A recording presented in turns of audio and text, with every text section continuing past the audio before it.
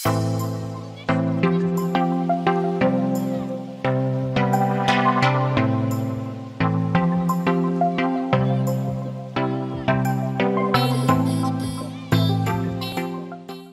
morning everyone. Welcome you all to Advait Education Straight Way to Government Job. So दोस्तों, how are you? I hope you all are doing great. आप लोग अच्छे होंगे, मस्त होंगे.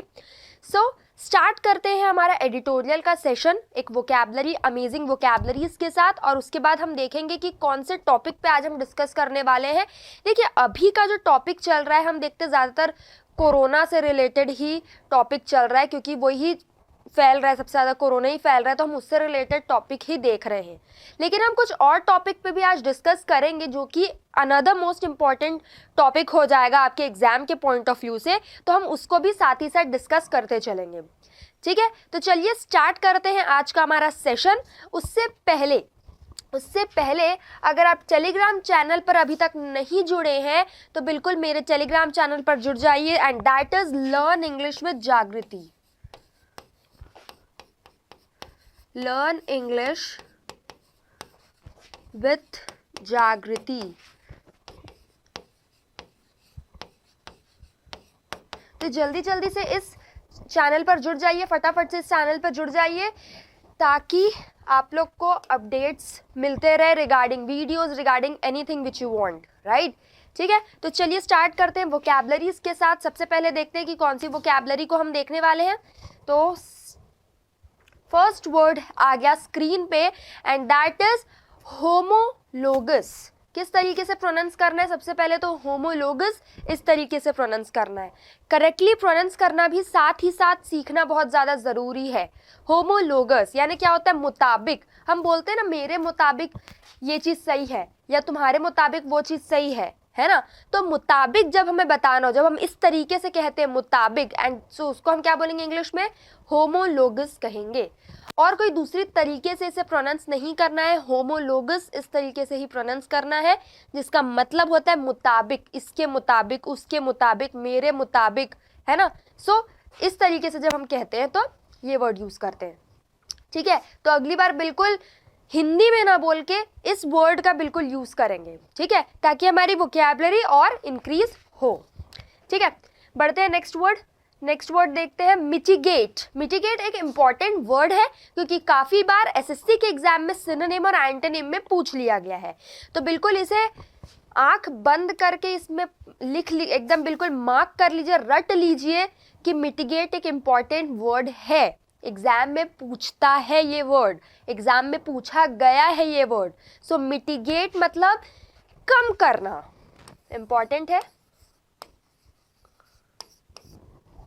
ठीक है, कम करना, किसी भी चीज़ को कम करने के लिए हम मिटिगेट वर्ड यूज़ करेंगे. ठीक है, इतना कोई डिफिकल्ट वर्ड तो है नहीं, और काफ़ी टाइम आर्टिकल में आपको देखने को मिलेगा ये वर्ड. ठीक है, सो मिटिगेट मतलब आई होप क्लियर हुआ होगा, और फर्स्ट वर्ड भी क्लियर हो गया होगा, होमोलोगस, जिसका मतलब होता है मुताबिक. मुताबिक जब हम बताते हैं. ठीक है, नेक्स्ट आ जाते हैं. Next is spanning. स्पैनिंग मतलब फैलाना, फैलाव, स्पैन. ठीक है, तो स्पैनिंग मतलब फैलाना. नेक्स्ट है डिप्लॉयमेंट. अच्छा, ये जो वर्ड है डिप्लॉयमेंट, हमने ये प्रीवियस जो हमने आर्टिकल डिस्कस किया था उसमें भी ये वर्ड देखा था, जिसका मतलब होता है तैनाती, है ना. तैनात करना, या फिर अगर कोई भी इम्पॉर्टेंट चीज़ हो रही है उसके लिए जब आप अपने आप को रेडी रखते हो, तैनात रखते हो, एकदम अलर्ट रहते हो, that is called what? Deployment. जब एक सेना बॉर्डर पे तैनात रहती है तो किस चीज़ के लिए वो तैनात रखते हैं भाई? अगर गलती से हमला हो गया, कहीं हमला हो गया या कुछ हो गया, तो हम तैनात रहेंगे. तो डिप्लॉयमेंट मतलब तैनात. तो ज़रूरी नहीं है, वैसे तो ज़्यादातर ये कहाँ पे यूज़ होता है? जब कोई सेना तैनात रहती है. बट अनदर सेंस में अगर हम इसे भी देखें तो अगर हम किसी भी चीज़ के लिए रेडी है, अलर्ट है, तैनात है एकदम, तो वहाँ पे भी हम डिप्लॉयमेंट वर्ड यूज़ कर सकते हैं. ठीक है, नेक्स्ट आ जाते हैं. नेक्स्ट है prevailing. Prevailing is also important. ये इम्पॉर्टेंट है. प्रिवेलिंग मतलब प्रचलित, जो बहुत ज़्यादा प्रचलन में है, फेमस है बोल सकते हो, पॉपुलर है कह सकते हो, या ये बहुत ज़्यादा प्रचलन में है, ये बहुत प्रचलित है. ठीक है, तो उसके लिए हम प्रिवेलिंग बोलेंगे. ठीक है, आगे आ जाते हैं, रिगर। रिगर मतलब कठोरता, रिगरस बोलते हैं हम, एक वर्ड होता है रिगरस, कठोरता के साथ कठिन, कठोर, हार्श बोल सकते हैं, ठीक है। कठोरता, स्ट्रिक्टनेस के सेंस में भी यूज कर सकते हो, तुम बहुत कठोर हो, लीनियंसी नहीं दिखाते हो, ठीक है, तो इस तरीके से यूज करेंगे। क्लियर।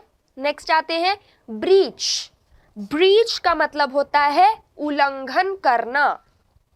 ब्रीच का मतलब क्या होता है? उल्लंघन करना, नियमों का उल्लंघन कर रहे हो, लॉज का उल्लंघन कर रहे हो, कानून का उल्लंघन कर रहे हो, मतलब कोई रूल है उसको ब्रेक कर रहे हो बेसिकली, तो ब्रीच बोलेंगे, ठीक है। ये 7 वर्ड्स आई होप क्लियर है, कोई डाउट नहीं है इन 7 वर्ड्स में। आगे आते हैं इंटीग्रिटी। इंटीग्रिटी बहुत अच्छा वर्ड है जिसका मतलब होता है ईमानदारी, ऑनेस्टी। ऑनेस्टी,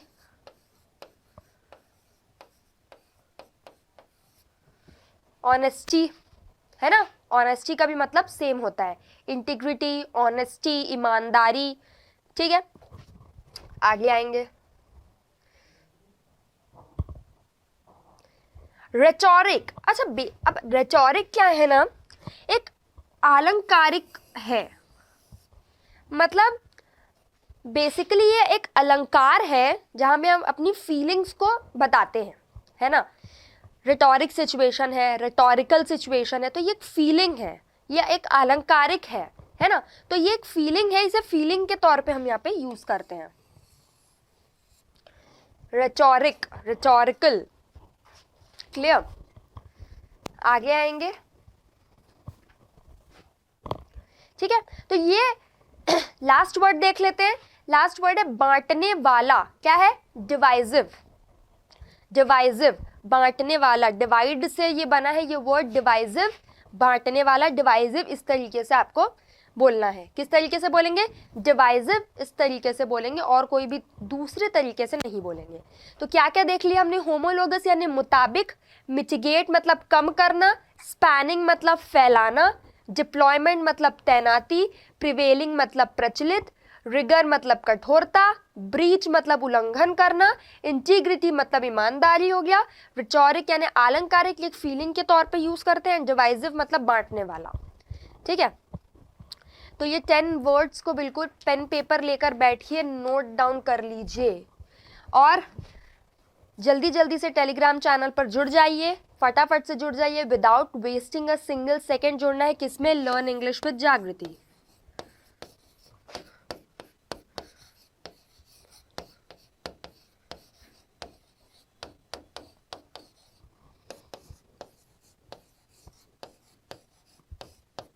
ठीक है, जल्दी जल्दी से जुड़ जाइए, फटाफट से जुड़ जाइए, अपने डाउट्स क्लियर कर सकते हैं वहाँ पे, और बहुत सारी इंपॉर्टेंट चीज़ें आपको वहाँ पे प्रोवाइड करूँगी मैं, ठीक है।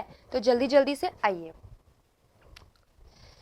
बढ़ते हैं अब आर्टिकल की तरफ, राइट। मेन हमारा जो है वो आर्टिकल भी है, देखना कि इन वर्ड्स को, अच्छा ये जो वर्ड्स हमने यूज़ तो कर लिए है ना, अब इन वर्ड्स को अब किस तरीके से इस वर्ड्स को हम आर्टिकल में देखेंगे कि कैसे यूज़ किया गया है ना। तो ये याद रखना है आपको, ये वर्ड्स, ये सारे वर्ड्स आप लोग को याद रखना है, तभी आपको समझ में आएगा कि उस एडिटोरियल में उसका क्या मतलब है, उस एडिटोरियल में उस शब्द को किस तरीके से यूज़ किया गया है, सेंटेंस में किस तरीके से यूज़ कर रहा है उसको, है ना।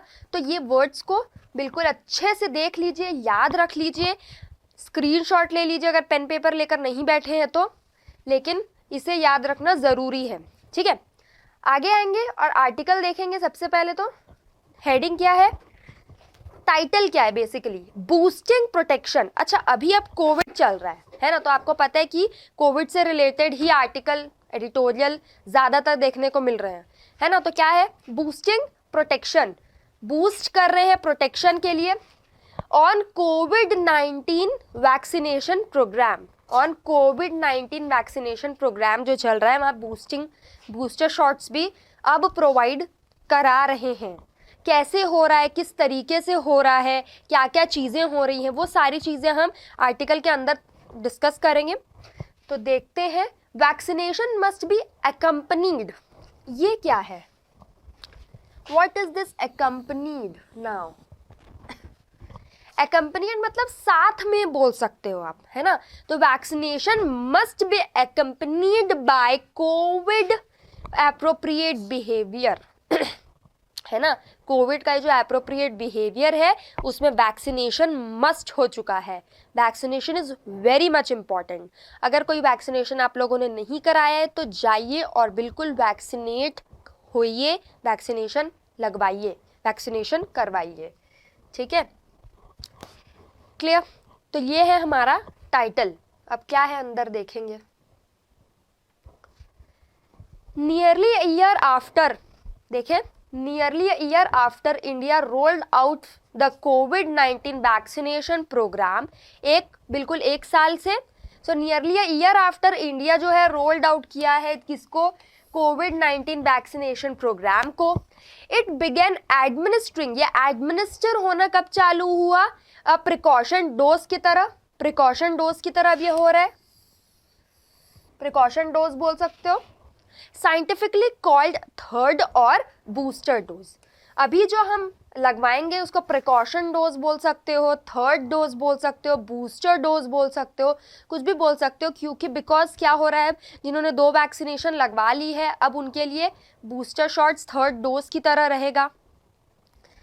इम्पॉर्टेंट है, ओमिक्रॉन जिस तरीके से फैल रहा है उसके लिए इम्पॉर्टेंट है, ठीक है। तो scientifically called a third dose और booster dose to people above 60 years, जो 60 साल के ऊपर के हैं, विथ कोमॉर्बिडिटीज। कोमॉर्बिडिटीज मतलब जिनको कोई ना कोई तकलीफ है या कोई बीमारी है, नॉर्मल भले बीमारी हो लेकिन बीमारी है, ठीक है। हेल्थ केयर वर्कर्स के लिए है, जो हेल्थ केयर वर्कर्स होते हैं, कौन कौन है हेल्थ केयर वर्कर्स भैया, डॉक्टर हो गए, नर्स हो गए, वार्ड बॉय हो गए, ये सारे हमारे हेल्थ के लिए ही काम कर रहे हैं, है ना। फ्रंट लाइन वर्कर्स भी आते हैं उसी में। ऑन जनवरी 10 जनवरी को, ऑन डे 1, पहले दिन, ऑन डे 1 अबाउट, पहले दिन क्या हुआ, ये जो बूस्टर डोज या वैक्सीनेशन लगना चालू हो उसके पहले दिन क्या हुआ, about 1 million people received booster shot, पहले ही दिन 1 मिलियन बूस्टर शॉट्स रिसीव किया लोगों ने, मतलब 1 मिलियन लोगों को लगा, ठीक है। 2, हालांकि, 2 का मतलब क्या होता है, 2, ऑल दो, इवन दो, और एक और वर्ड है एल्बीज, ये सब का मतलब हालांकि होता है, ठीक है। सो 98 मिलियन पीपल अबव 60, जो 98 मिलियन लोग हैं जो 60 साल के ऊपर हैं, उसमें से 9.7 मिलियन हेल्थ केयर वर्कर्स हैं एंड नियरली 17 मिलियन जो है वो फ्रंट लाइन वर्कर्स हैं, है ना। 17 मिलियन पीपल जो है वो फ्रंट लाइन वर्कर्स हैं, have received second dose on January 9 जनवरी को उन्होंने सेकेंड डोज रिसीव किया, ठीक है, क्लियर। यहाँ तक आई होप क्लियर होगा, कोई इतना कोई डिफिकल्ट तो लगा नहीं कि समझ में ना आए, एकदम इजी था, है ना, ठीक है। आगे आते हैं, the actual number of people in the 3 group, जो एक्चुअल नंबर ऑफ पीपल है ये 3 ग्रुप में, ये 3 ग्रुप में eligible to receive booster dose will be lower, ठीक है।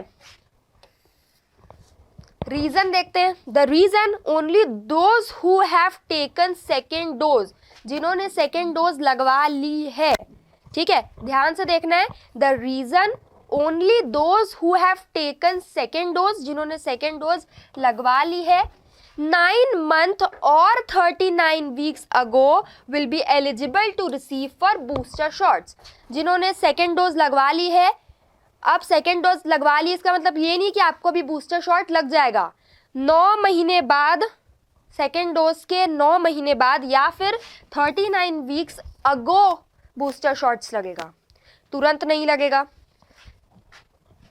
ठीक है। ऑल्सो अमंग द एल्डरली, जो बड़े लोग हैं, जो बुजुर्ग बोल सकते हैं आप, only those with comorbidities, comorbidities मतलब अगेन जिनको और भी दूसरी थोड़ी सी प्रॉब्लम है साथ ही साथ, will be eligible to receive additional shot, वो रिसीव कर सकते हैं एडिशनल शॉट्स को, उनको मिलेगा ये एडिशनल शॉट्स, ठीक है। तो यहाँ तक आई होप ये पेज क्लियर है, है ना। कोई डाउट नहीं होगा इस पर्टिकुलर स्लाइड में, एकदम इजी था, बड़ा ही आसान था। इसमें हमने देखा 3 कैटेगरी में है, फ्रंट लाइन वर्कर्स हो गए, हेल्थ केयर वर्कर्स हो गए, और थर्ड हो गया हमारे जो एल्डरली है, जो 60 से अबव है, उनकी बात यहाँ पे चल रही है ना। जो लोगों को सेकेंड डोज लग चुका है उनको 9 मंथ बाद या फिर 39 वीक्स बाद ही बूस्टर शॉट लगेगा। जो कोमॉर्बिडिटीज़ के साथ है उनको लग जाएगा, ठीक है। आई होप यहाँ तक क्लियर है, कोई डाउट नहीं होगा। कोई भी डाउट है तो कमेंट सेक्शन में बिल्कुल पूछेंगे, ठीक है। आगे आते हैं, आ गए। 9 month gap between second and the booster dose is not based on clinical trial. ये क्लिनिकल ट्रायल पे बेस्ड नहीं है, बट एविडेंस जो आता है of protection offered by natural infection, but जो नेचुरल इन्फेक्शन से जो प्रोटेक्शन हमें लेना है lasting up to that period, तो वो उतना पीरियड लेना ही पड़ेगा अगर हमें नेचुरल इन्फेक्शन से बचना है तो। The only data on homologous boosting, जो ओनली डेटा आया होमोलोगस बूस्टिंग का ऑफ फुल्ली वैक्सीनेटेड इंडिविजुअल, जो फुल्ली वैक्सीनेटेड एक इंडिविजुअल है 6 month after the second dose, 6 महीने बाद सेकेंड डोज के, फ्रॉम स्टडी यूजिंग कोवैक्सीन, लिखा है from study using Covaxin in 184 participant को। Covaxin comprises 12.7% of the nearly 1.52 billion doses administered so far, अब तक। so far का मतलब क्या होता है, बहुत सारे लोगों को पता नहीं है। so far हम यूज करते हैं सेंटेंस में, पर इसका मतलब नहीं पता, एंड दैट इज अब तक, ठीक है। But a sizeable percentage, but ये जो साइजेबल परसेंटेज आया है और फुल्ली वैक्सीनेटेड के लिए might have had a previous infection, हो सकता है उन्हें प्रीवियस इन्फेक्शन हो सकता है, increasing the level of protection, increase करेगा लेवल ऑफ प्रोटेक्शन को, and possibly the people will confer greater protection. क्या है, possibly duration of protection that hybrid the immunity offers. आगे आते हैं, the booster shot is such people have confer great protection, ठीक है, against what, against severe disease और death, severe disease या फिर डेथ के लिए, कोई सीवियर गंभीर बीमारी है तो। नन ऑफ द कोविड-19 vaccine currently being used for immunisation, कोई भी जो कोविड-19 की वैक्सीन है वो करेंटली इम्यूनाइजेशन के लिए यूज नहीं किए जा रहा है। Offer sterilising immunity, offers what, sterilizing immunity which completely prevents infection, जो कि completely prevent करेगा यानी बचाएगा, prevent का मतलब होता है बचाना infection से। एडमिनिस्ट्रिंग ए बूस्टर डोज, एडमिनिस्टर कर अगर हम करते हैं बूस्टर डोज को, will surely increase the level of neutralising antibody, वो न्यूट्रलाइज करेगा एंटीबॉडीज को, but even that does not guarantee full protection from infection. But full guarantee नहीं दे रहा है कि अगर आपको आप इन्फेक्शियस होते हो कि नहीं, फुल गारंटी नहीं। तो यार हमें प्रोटेक्शन रखना ही है, कितना बूस्टर शॉट ले लो, 2-3 डोज ले लो, बट प्रोटेक्शन रखना ज़रूरी है, प्रिकॉशन रखना ज़रूरी है, still it is very important. आगे आते हैं, द प्राइम ऑब्जेक्टिव ऑफ कोविड-19 वैक्सीन, प्राइम ऑब्जेक्टिव यानी मेन ऑब्जेक्टिव जो है कोविड-19 वैक्सीन का, इंक्लूडिंग बूस्टर का भी, is not to prevent infection but only to mitigate the disease severity. देखिए क्या यहाँ पे लिखा है, बहुत इंपॉर्टेंट बात है, ये लाइन बहुत इंपॉर्टेंट है, अगर हम लोगों ने ध्यान नहीं दिया है तो बिल्कुल इस पॉइंट पे ध्यान देना है। ये पॉइंट इंपॉर्टेंट पॉइंट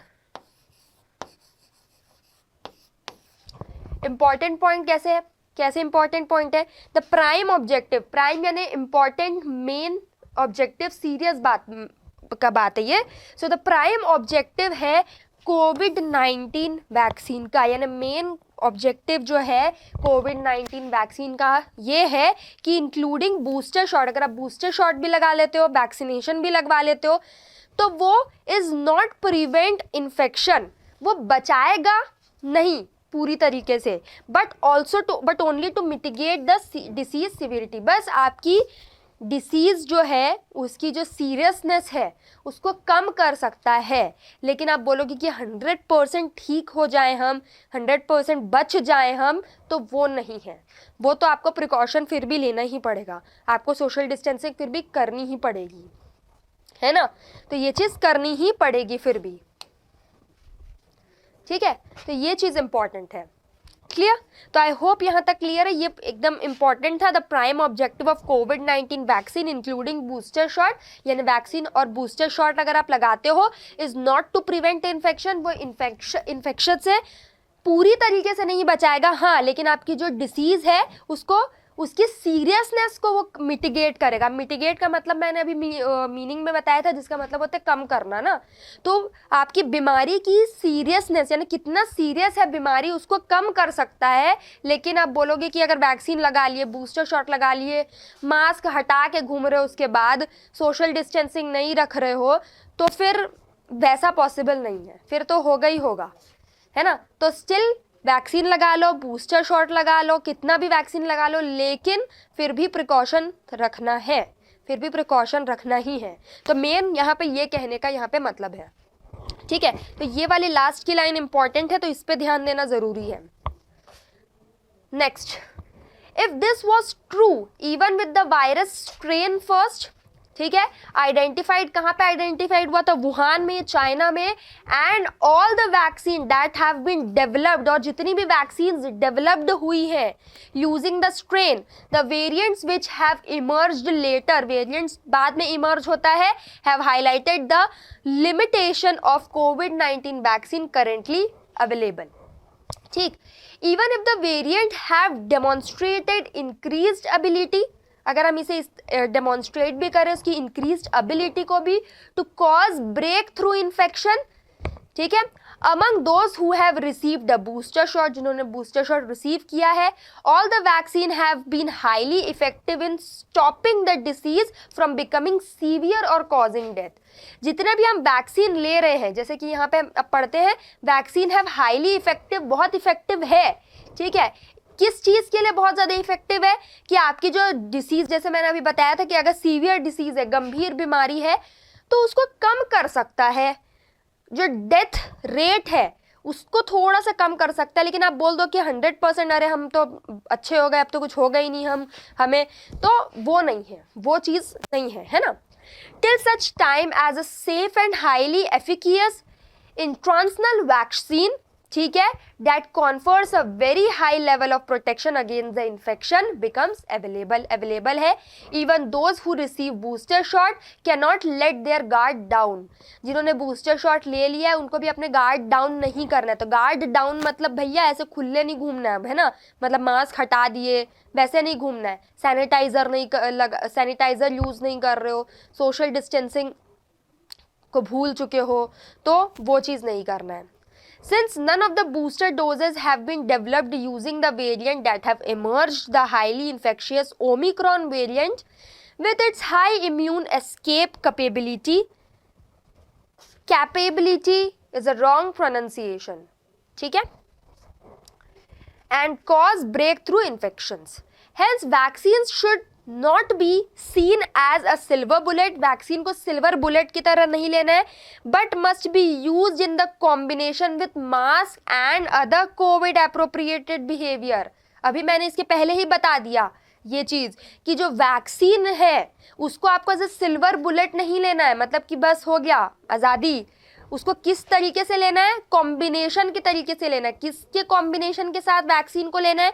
मास्क के कॉम्बिनेशन के साथ वैक्सीन लेना है। और दूसरे जितने भी कोविड एप्रोप्रिएट बिहेवियर होना चाहिए, कोविड में जिस तरीके का एप्रोप्रिएट बिहेवियर रखना है to drastically cut the risk of the infection को अगर हमें कट करना है या कम करना है, कट ही करना है अगर मान लो, तो भैया ये चीज़ तो करनी ही पड़ेगी।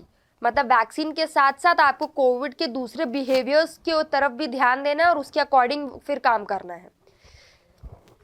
ठीक, क्लियर? तो आई होप ये क्लियर है, यहाँ तक ये स्लाइड भी क्लियर है और इसकी पहले जो 2 स्लाइड्स हमने देखी थी वो भी क्लियर होगी। इतना कोई डिफिकल्ट आर्टिकल तो है नहीं है ना। चलिए, अब ये था हमारा कोविड से रिलेटेड का जो हमने फर्स्ट आर्टिकल देखा। तो इसमें ये सारी चीज़ें हमने डिस्कस की कि कैसे रहना है, किस तरीके से रहना है, बूस्टर शॉट्स किन किन को लग चुका है, कब से लगना चालू हो गया है, पहले दिन कितने सारे लोगों को लग गया है ना, तो अब सेकेंड डोज लगने के कितने दिन बाद आपको बूस्टर शॉट लगेगा ये भी पता चल गया। तो ये सारी चीज़ें पता चल गई एंड दैट टू ये भी कंफर्म हो गया कि सिर्फ ज़रूरी नहीं है कि हमें वैक्सीन लगा के बस हो गया वैक्सीन, ऐसा नहीं है। तो ये सारी चीज़ों पे भी ध्यान देना है, ठीक है। तो आई होप आप लोग भी बिल्कुल वैक्सीनेशन करवा लिए होंगे, अगर नहीं कराएं तो बिल्कुल जाएं और वैक्सीनेशन करवाएं। क्या होता है वैक्सीनेशन का एक अनदर सिनोनिम जो मैं बहुत बार बताती हूँ जब भी हम आर्टिकल डिस्कस करते हैं, दैट इज इनॉक्यूलेशन। तो उसको भी आप अपने वोकैबुलरी, अपने कम्युनिकेशन में लाएं, ठीक है। तो ये आर्टिकल था हमारा फर्स्ट, आई होप क्लियर हुआ होगा ये वाला फर्स्ट आर्टिकल। बढ़ते हैं नेक्स्ट आर्टिकल की तरफ एंड दैट इज, चलिए, बगल for restrain on scheduling of 5 assembly election. 5 assembly election की बात चल रही है यहाँ पे। हाउएवर का मतलब होता है हालांकि, however adversarial election should not allow a socially divisive campaign, ठीक है। तो यहाँ पे असेंबली 5 असेंबली इलेक्शन की बात चल रही है, स्केड्यूलिंग की। तो देखते हैं क्या है द स्केड्यूल। अच्छा, पहले इसे शेड्यूल बोला जाता था, अब इसे स्केड्यूल इस तरीके से प्रोनाउंस करते हैं, ठीक है। So the schedule for assembly election, जो स्केड्यूल होता है असेंबली इलेक्शन का इन 5 स्टेट्स, 5 स्टेट्स में, announced by election commission of India, announce किया गया किसमें, ECI यानी election commission of India, on कब, जनवरी 8 वॉज अलोंग एक्सपेक्टेड लाइन, ठीक है। Polling will begin in Uttar Pradesh on February 10। अब ये सिर्फ फरवरी लोग बोलते हैं, है ना, ये भी बता देती हूँ, ये वाला जो वर्ड है इसे बहुत सारे लोग फरवरी बोलते हैं या फेब्रुअरी बोलते हैं, है ना, गलत है। फेब्रुअरी इस तरीके से बोलना है। फेब्रू, स्पेलिंग में ही ध्यान देना है, स्पेलिंग से ही समझ में आ जाएगा, फेब्रुअरी, ठीक है। सो फेब्रुअरी 10 को होगा ये, एंड एंड कब होगा, मार्च 7 को होगा, जो स्पैन करेगा यानी फैलाएगा। क्या फैला रहा है, स्पैनिंग 7 फेजेस में फैलेगा, ये डिस्ट्रीब्यूट बोल सकते हो, फैलेगा, ठीक है। So the Manipur poll would be held in 2 phases. Manipur का जो पोल है वो 2 फेज में होगा, and Goa, Punjab and Uttar Pradesh poll जो होगा वो 1 फेज में होगा, ठीक है। तो ये इजी था, यहाँ तक तो पता चल गया कौन सा 2 फेज में होने वाला है, कौन सा 1 फेज में होने वाला है।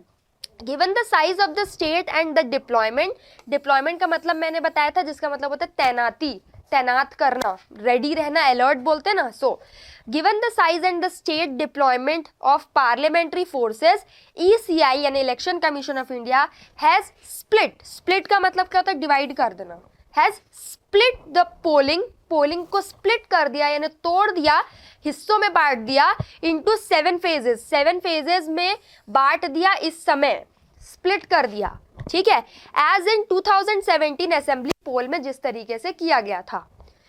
इन द यूपी इलेक्शन, जो यूपी इलेक्शन है, the election commission of India has stuck to its earlier pattern, वो स्टक है यानी अभी भी अटके हुए अपने अर्लियर पैटर्न पे ही, off starting with constituencies in the western part of the state first, यानी वेस्ट पार्ट को से सबसे पहले चालू करेंगे, and then moving towards the east, और उसके बाद ईस्ट की तरफ जाएंगे।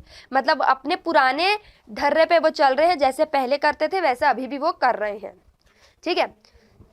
ठीक, यहाँ तक आई होप क्लियर है। ये फर्स्ट स्लाइड क्लियर होगी, किससे रिलेटेड बात चल रही है। आगे आते हैं, चलिए, डिसमिसिंग रिपोर्ट को डिसमिस अगर करने की बात होती है, और Bharatiya Janata party BJP asking for the phase to be from east to west, वो बोल रहे हैं कि ईस्ट टू वेस्ट होना चाहिए। चीफ इलेक्शन कमिश्नर, याद रखना है ये नाम, चीफ इलेक्शन कमिश्नर कौन, सुशील चंद्र, ठीक है।